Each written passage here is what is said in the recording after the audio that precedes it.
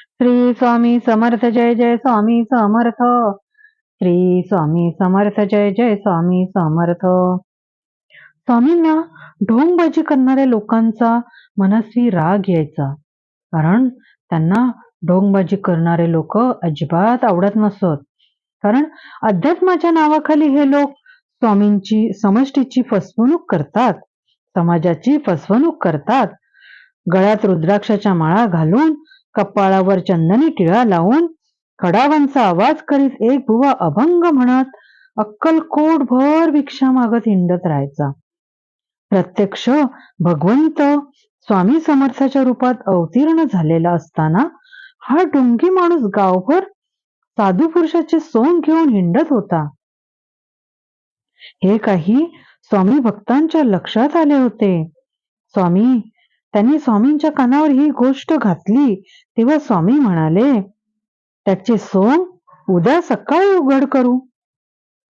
स्वामींची स्वारी त्यांचे फक्त श्री गणपतराव जोशी यांच्या अंगणातच पहाटेस आली आणि स्वामी अंगणात आसन मांडी घालून बसले. गणपतराव जोशी स्वामींना आग्रह करून घरात बोलवत होते तेव्हा स्वामी म्हणाले, तुम्ही सुद्धा इथेच बसा. स्वामींच्या भोवती त्यांची भक्त मंडळी उभीच होती. इतक्यात तो ढोंगी बुवा भजनी म्हणत, पायातला खडावा वाजवत गणपतराव जोशांच्या अंगणात आला. स्वामींनी त्या ढोंगी बुवाकडे भेदक नजरेने पाहिले, मात्र त्याची भीतीने एकदम गळाण उडाली. स्वामी एकदम हसायला लागले. कुणालाच काही कळेना. स्वामी म्हणाले, बुवांच्या घरी जा म्हणजे कळेल. काही स्वामी भक्त मंडळी बुवांच्या घरी धावत धावत गेली. तेव्हा त्यांना बुवांच्या घरी एक रूप सुंदर बाई बसलेली दिसली. तिच्या एकंदर पेहराव्यावरून ती बुवांची पत्नी नाही हे सगळ्यांच्या लगेचच लक्षात आले आणि त्यामुळे लोकांनी आता शोध घ्यायला सुरुवात केला. तर लोकांना असे कळले की खरा प्रकार असा कळला की बुवांनी आपल्या या साधू वेशाच्या बळावर दुसऱ्या एका पुरुषाच्या लग्नाच्या बायकोला फूस लावून आपल्या नादी लावले होते. दिवसा हरिनाम आणि रात्री वासनेच्या अजगर मिठीत राहणारा हा ढोंगी बुवा आहे हे लोकांच्या लक्षात आले. स्वामींनी काहीही विशेष न बोलता बुवांच्या ढोंगी अस्तित्वाचा बुरखा फाडला होता. साधू बुवांची लाज गेली होती, परंतु अक्कलकोटभर ही बातमी झाली. याचा परिणाम असा झाला की तो ढोंगी बाबा आपल्या त्या फटाकड्या स्त्रीला घेऊन अक्कलकोटावरून पळूनच गेला, कारण त्याची पापी वृत्ती स्वामीमुळे उघड झाली होती आणि त्याला आता सगळ्याची लाज वाटायला लागली होती. आता स्वामी समर्थांची कीर्ती दिवसेंदिवस वाढतच चालली होती. खूप दूर दूरवरून स्वामीच्या दर्शनाला लोक नित्य यायचे. स्वामी कधी कधी 8-15 दिवस राजवाड्यात राहत. त्यामुळे काय व्हायचे तर फक्त स्त्रियांना राजवाड्यात जायला परवानगी असायची. पुरुषांना स्वामींचे दर्शन होतच नसे. राजवाड्याच्या बाहेर लोक झुंडीच्या झुंडीनी घेऊन थपकत. अशा वेळी स्वामी काय करायचे तर संध्याकाळी राजवाड्याच्या सज्जात येऊन उभे राहायचे. लोकांना लांबून का होईना स्वामींचे दर्शन व्हायचे, सुंदर दर्शन व्हायचे.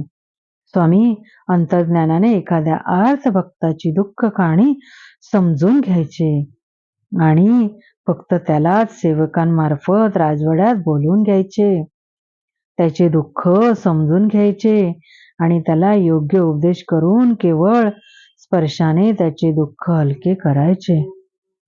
त्याला प्रसाद द्यायचे. स्वामींच्या केवळ दर्शनासाठी लोक येत होते. खूप वेळेला स्वामी वटवृक्षाखाली बसायचे. पहाटेपासून लोकांची रीघ लागलेली असायची. मध्यरात्रीपर्यंत स्वामींना पाहण्यासाठी लोक गर्दी करायचे. महाराजांना क्षणाची विश्रांती मिळायची नाही. स्वामी सर्वांना मार्गदर्शन करायचे, सर्वांच्या अडचणी सोडवायचे. फक्त स्वार्थी आणि अपमतलबी लोकांना अक्षरशः घालवून लावायचे. भक्तांवर मात्र स्वामी प्रेम करायचे.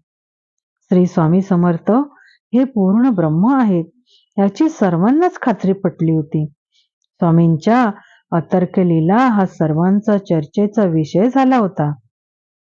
विशेषतः त्यांची आरती करताना आपण प्रत्यक्ष परब्रह्म अनुभवतो आहोत याची लोकांना अनुभूती मिळायची. कारण स्वामी काय करायचे की प्रत्येक भक्ताला आरतीच्या वेळी त्याच्या उपास्य देवाचे दर्शन द्यायचे आणि त्या प्रसंगी लोक आनंदाने चित्कार करायचे. विशेषतः श्री दत्त भक्तांना स्वामींचा संवाद ही एक फार मोठी पर्वणी वाटायची. कारण त्यांना श्री दत्तात्रेयाचे सुरेख दर्शन रोजच घडायचे. आश्चर्य याचे होते की संस्थानाचे महाराज येवोत वा एखादा गरीब भक्त येवो, स्वामींनी कधीच भेदभाव केला नाही. माझ्या परमप्रिय स्वामी भक्तांनो, एक लक्षात ठेवा की आपण परमेश्वरावर नितांत श्रद्धा ठेवायला हवी. त्याचे नाम सतत घ्यायला हवे. तरच भगवंताच्या गावाला आपल्याला निश्चितपणे जाता येईल. तुम्हाला एक सत्य सांगते की आपण अंधकाराच्या अज्ञानी रात्री प्रथम संपवायला हव्यात. तरच ज्ञानाची पहाट उमलून येईल. याचा अर्थ असा की अज्ञान मार्गाने प्रपंचाची वाट चालण्यापेक्षा ज्ञान मार्गाने भगवंत स्मरणाची वाटचाल करणे अत्यंत आवश्यक आहे. तरच भगवंत भेटीचा सोहळा जुळून येतो. तुम्हाला आणखी एक सांगते, नामस्मरणात अखंड राहिले तर प्रापंचिक संकटे वरच्या वर आपसूक झेलली जातात. ती आपल्यापर्यंत येतच नाहीत. ही विलक्षण ताकद फक्त आणि फक्त अखंड नामामध्ये आहे. आपले मन आणि एकूण अस्तित्व भगवंत नामातच गुंतलेले हवे. मनात दुसरा कुठलाही विचार कधीच डोकावता कामा नये. एका नामस्मरणामुळे भगवंत आपल्या अगदी निकट येतो. हा प्रत्येक नामधारकाचा अनुभव आहे. नामात अपूर्व प्रेम असल्याशिवाय भगवंत प्रकटच होत नाही. हे तुम्ही लक्षात ठेवा. गोंदवलेकर महाराज ह्या संदर्भात म्हणतात, नामात ठेवावे प्रेम, तेथे प्रकटेल पुरुषोत्तम. आता आपण स्वामींचा कृपाधारक मंत्र म्हणूया. निशंक होई रे मना, निर्भय होई रे मना, प्रचंड स्वामीबळ पाठीशी नित्य आहे रे मना. अतर्क्य अवधूत हे स्मरणगामी, अशक्य ही शक्य करतील स्वामी. अशक्य ही शक्य करतील स्वामी. थँक्यू स्वामी.